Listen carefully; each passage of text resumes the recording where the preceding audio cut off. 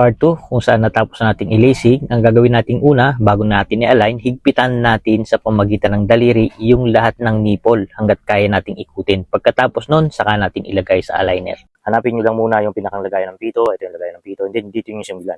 Para at least alam niyo na naikot nyo na lahat ng sagad. Hanggat kaya nyo ikutin nyo. Ayan. Then ilagay na natin sa aligner. Pagkalagay natin dito sa ating aligner, no, kuha tayo ng isang vanishing dito. Vanishing natin or pagbabasihan natin sa rim kasi natin. Nakita niyo yung gewang.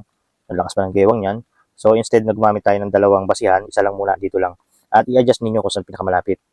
Mapapansin niyo yan kung saan lumalapit yung pinakang rim. Ayan. Oops. Yung pinakamalapit dito, di ba?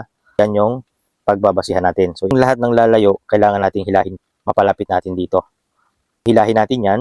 So saan tayo maghihigpit? Maghihigpit tayo dito. Dito sa side na to. Sa left side or sa right side.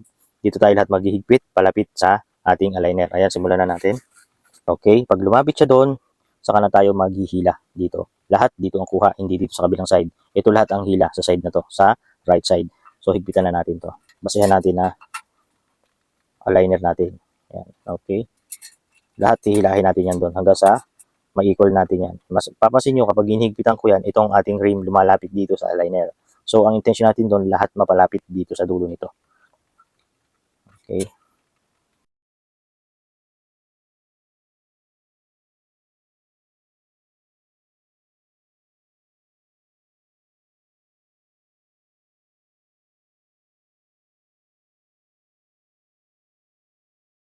So, pansin niyo after nating hinila lahat dito, sa side dito, yung malayo, yung vanishing point natin na pinakamalapit, ayan.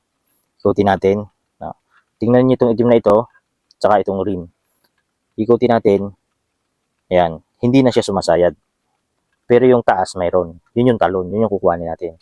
So, kapag ka nakuha na natin yan, napantay na natin, walang sayad, wala kayong marinig na sumasayad, pero umaangat, bumababa siya. Ang sunod natin gagawin dyan, yung talon. Ipapansin niyo yung talon, ayan o. Ayan. So, kukuhanin natin yung talon, no? So, ayan, may tumataas, bumababa. Okay? So, habang hindi pa mahigpit ang ating rim, kuhanin na natin yung talon. After nating i-align yung gilid. So, naka-align na siya, hindi na siya gumigewang. Kanina gumigewang siya, ngayon hindi na. So, ngayon, pagkatapos natin makuha yung align niya, hindi pa totally align niya, no? Nakuha lang natin yung diretso. Bago tayo maghigpit ng todo, kukuhanin na natin yung talon. So, ito, ang pagkukuha ng talon, ihigpitan natin kabilaan, yung left and right ng rayos. Ito sa left, ito yung sa right. Maghihigpit tayo ng ito. Apat na rayos or 5. Depende yan sa hinihingi ng talon.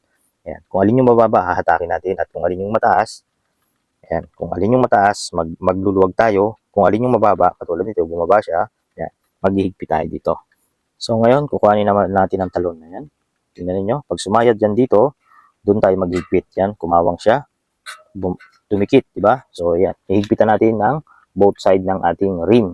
So maghihigpit ako left and right ng rayos. Hahatakin kasi natin yan. 1, 2. Okay. Tigda dalawang ikot tayo ng rayos. Okay.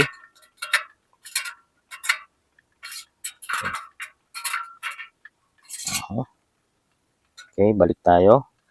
Okay, sumayad ito. So, higpitan natin ito. Ang ginagawa natin dito, no, yung talon, no, ang ikot ng rayos, laging equal yan, kabilaan. Laging kung dalawa-dalawa ng ikot ang gagawin nyo, dalawa lagi ang kabila. Dalawa din sa kabila, para hindi masira yung align. Okay, balik. Okay, ito, hatakin natin to.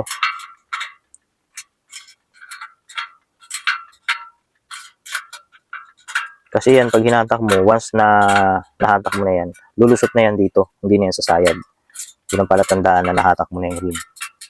So, hatakin lang natin ang hatakin ito. Okay. Okay. Kabila.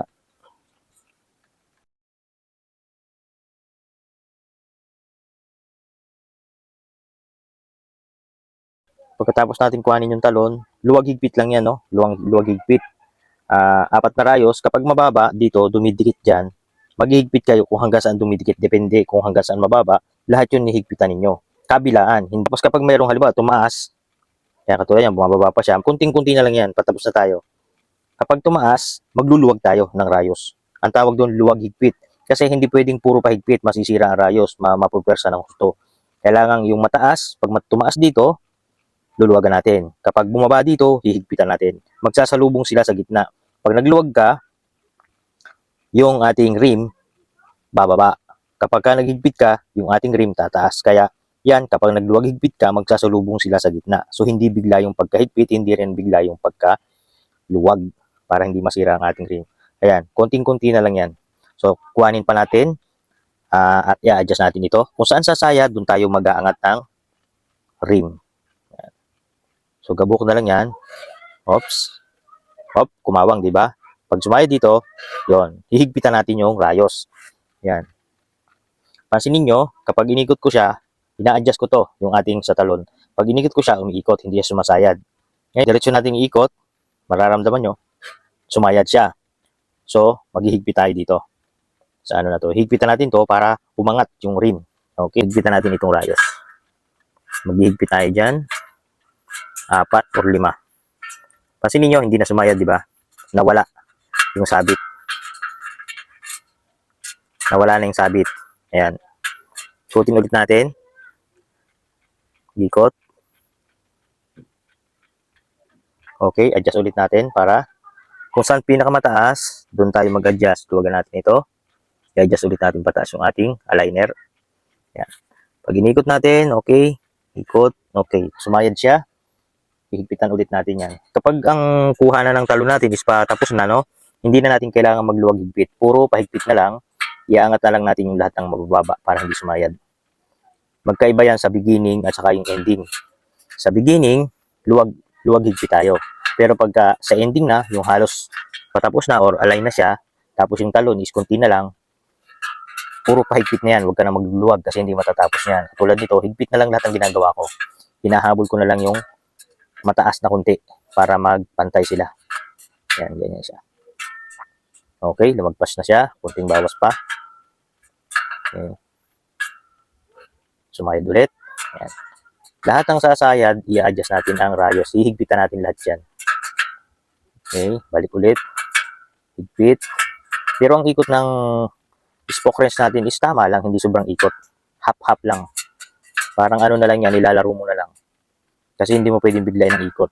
Baka mag-ano yan, mabigla. Okay, sumasaya dito. Kahin natin dito.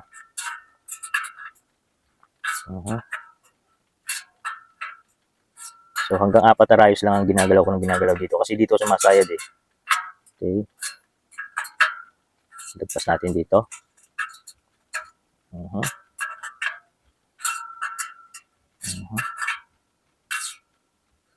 Ganun lang, lahat ng sasayad, iaangat na natin yung lahat. So ayan o. Kapag nakuha na natin yung talon, wala nang sumayad dito sa ibaba, dito sa side nito. Ang talon ang tinitira natin dyan ha.